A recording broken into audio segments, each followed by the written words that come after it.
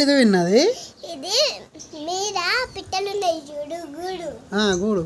దాంట్లోకి వెళ్ళి ఒక పిట్ట కిందకి వచ్చింది.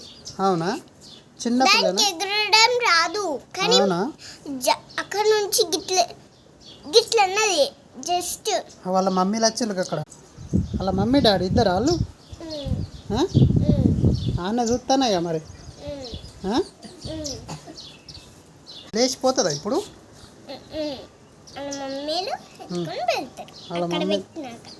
వాళ్ళ మమ్మీలు వచ్చి తీసుకెళ్తారా? ఇప్పుడు వాళ్ళ మమ్మీ వస్తుందా మరి?